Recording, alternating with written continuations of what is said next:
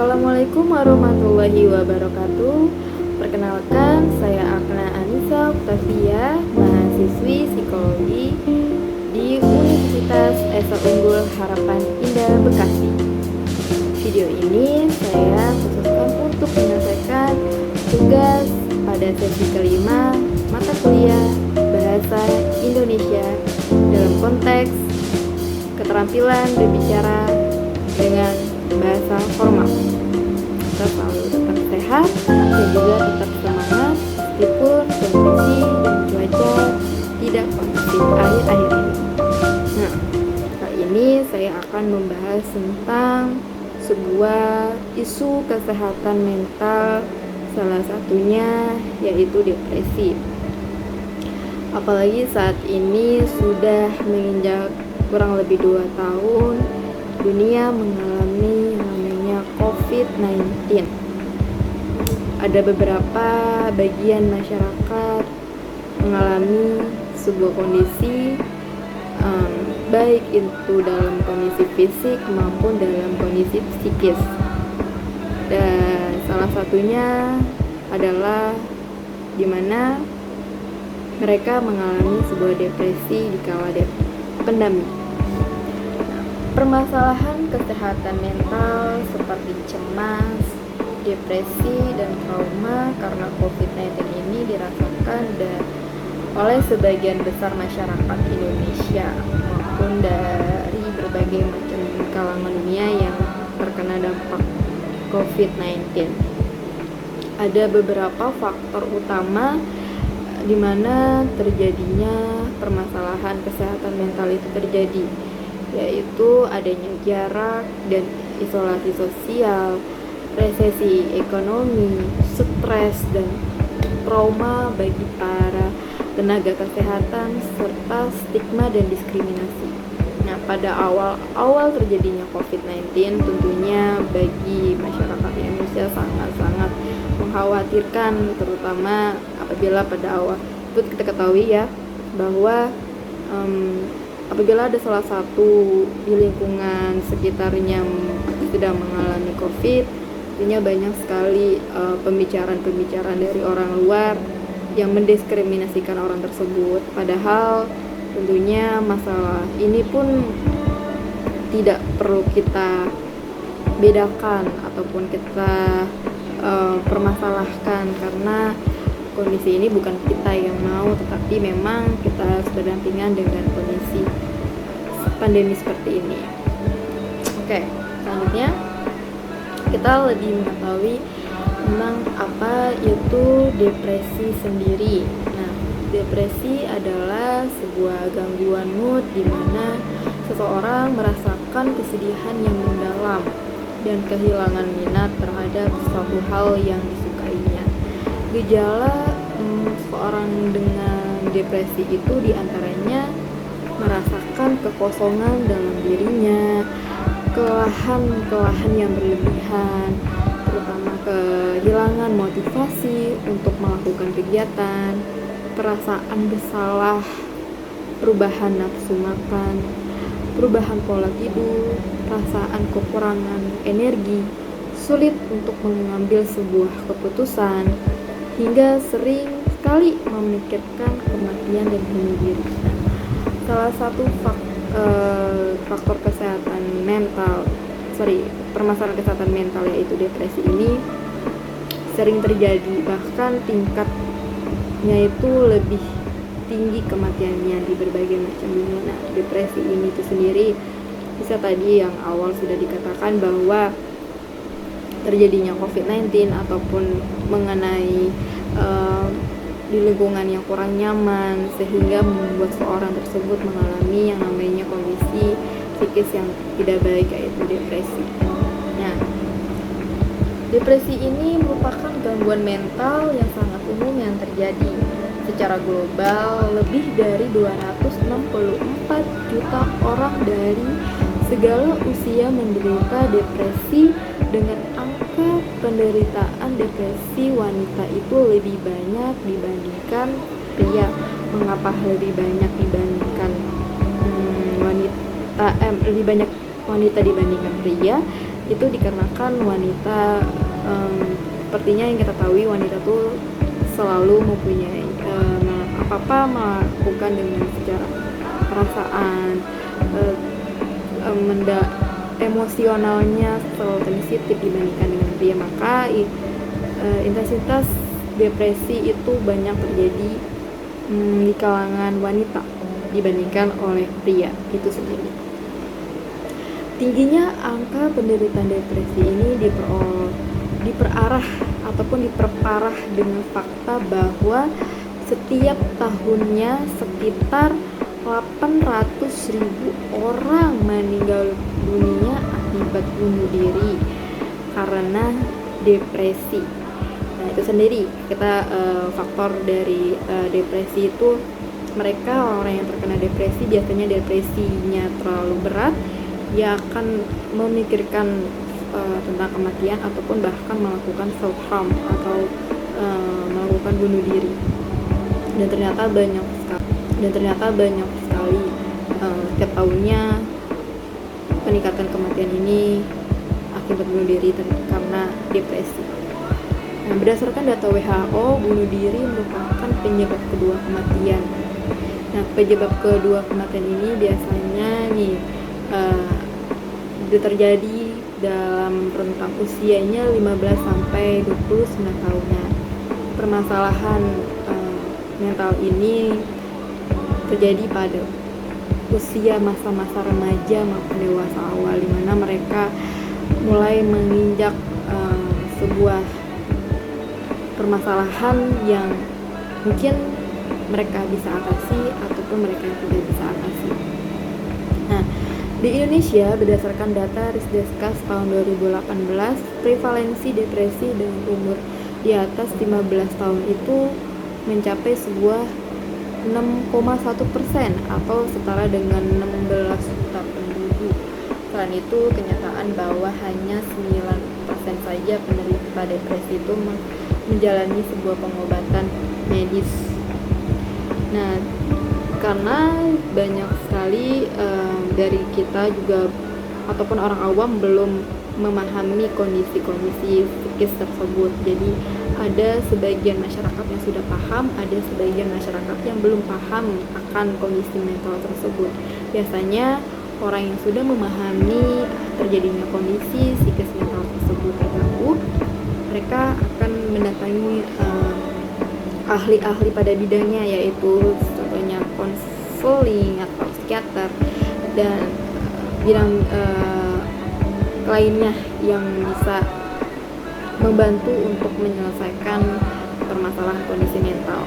Adapun yang belum juga bisa memahami terjadinya kondisi mental tersebut, mungkin ada beberapa dari mereka yang melantarkannya ataupun ada terjadinya masih ada pasung seperti itu. Jadi ada beberapa bagian masyarakat tuh yang belum paham tentang kondisi ini, dan menurut mereka yang belum paham ini bahwa kondisi ini merupakan sesuatu hal yang awam. Jadi makanya dari sekian banyak orang itu mengalami depresi itu dan akibatnya dia bunuh diri itu karena kurangnya penempatan ataupun dukungan dari sosialnya dan juga caranya untuk mengatasi dan menyelesaikan permasalahan itu.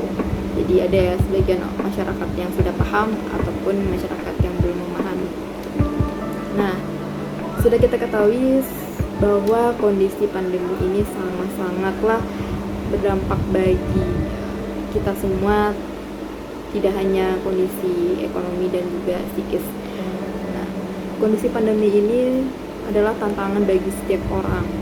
Dampaknya pun dari berbagai macam bidang tadi. Ada yang masalah ekonomi, psikisnya dan lain sebagainya.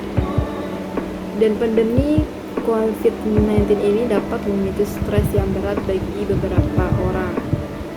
Stres ini tuh muncul karena ada ketakutan akan kesehatan diri sendiri dan orang-orang yang disayangi, ketidakjelasan dalam pekerjaan, adanya perubahan pola makan tidur, serta peningkatan rokok ataupun alkohol. Jadi COVID-19 ini itu tidak hanya masalah pada bidang ekonomi saja, tapi juga pada psikologis manusianya, karena itu jadi banyak dampaknya bagi masyarakat yang mungkin terkena PHK ataupun terjadinya penurunan dalam perekonomiannya. Terus juga banyak terjadi orang yang kita sayangi sudah meninggalkan dunia kita, meninggal dunia gitu. Dan terus juga banyak orang-orang yang mendiskriminasikan yang orang terkena COVID. Itu banyak sekali dampak-dampaknya, dan akibatnya memicu kondisi psikologis yang tidak baik, kayak tentang depresi itu sendiri. Di sini upaya pemerintah dalam pencegahan permasalahan kesehatan mental akibat COVID-19 ini menjadi sebuah perhatian pemerintah. Pada penghujung bulan April 2020, Kantor Staf Presiden KSP bersama dengan Kementerian Komunikasi dan Informatika, Kementerian Kesehatan, gugus tugas percepatan penanganan COVID-19, Telkom, Infomedia, dan Himpunan Psikologi Indonesia meluncurkan layanan bantuan konsultasi psikologi kesehatan jiwa atau SIJIWA.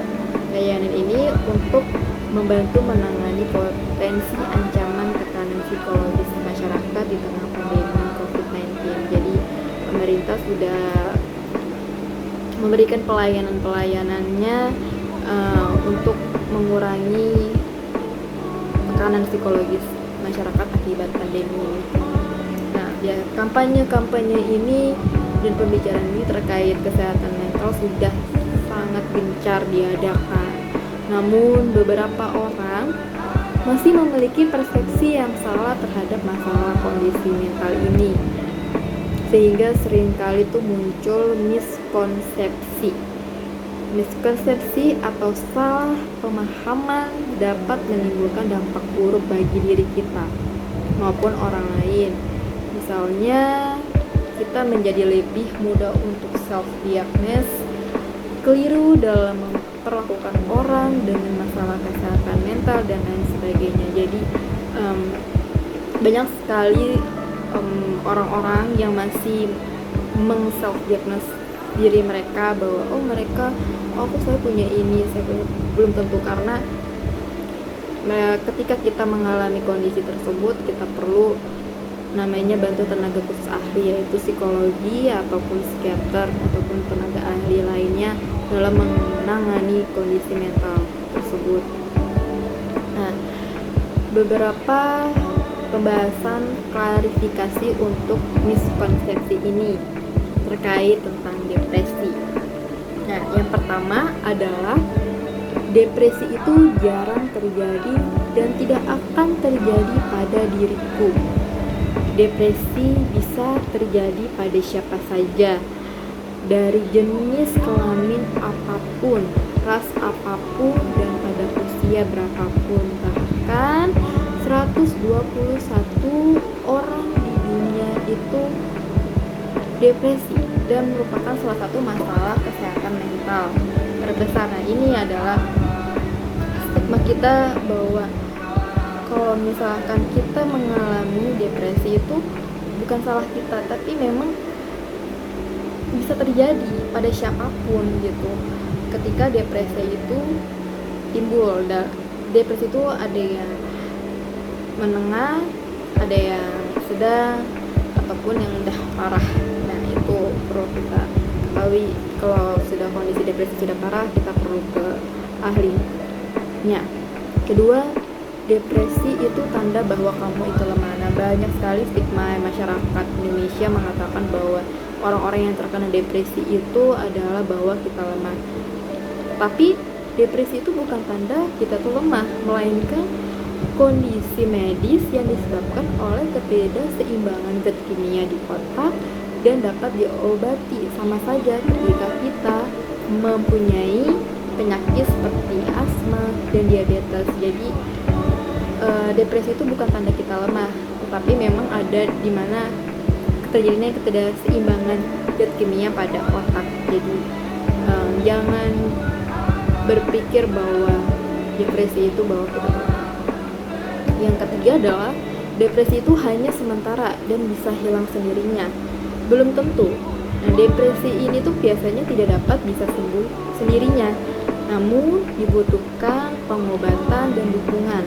Tanpa diobati, gejala depresi itu bisa menjadi lebih parah. Nah, ketika kita tahu bahwa kita mengalami sebuah depresi, kita perlu yang namanya penanganan dari tenaga profesional dan juga dukungan dari sekitaran kita, karena dukungan itu pun sendiri sangat membantu untuk menyembuhkan kondisi kita dan tidak memaksakan diri kita untuk sembuh. Itu prosesnya, dan juga adanya semangat dari dalam diri kita untuk bisa sembuh dari kondisi mental ini.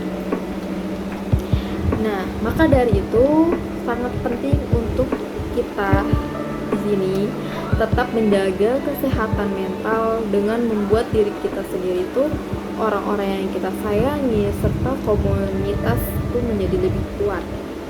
Nah, caranya untuk kita menjaga kesehatan mental dalam masa pandemi COVID-19 ini adalah yang pertama, yaitu mengonsumsi makanan bergizi, menghindari konsumsi alkohol, menghindari makanan yang bergula tinggi, tidak merokok, minum air putih yang banyak, tidur yang cukup, kegiatan-kegiatan yang positif, olahraga, menjaga komunikasi dengan sesama supaya tidak terputus akan dunia luar, berkomunikasi dengan keluarga, teman, dan media sosial lain, tapi yang hal-hal yang positif, menghindari berita-berita yang negatif, hoax tentunya, tetap rutin dalam beribadah, dan juga memperhatikan kesehatan. Oke, itu adalah beberapa tips untuk cara mengatasi kesehatan mental pada era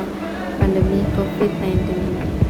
Semoga pembicaraan tadi bermanfaat bagi kita semua, dan terutama kita harus lebih peduli oleh diri kita sendiri ketika kita mengalami sebuah hal tersebut.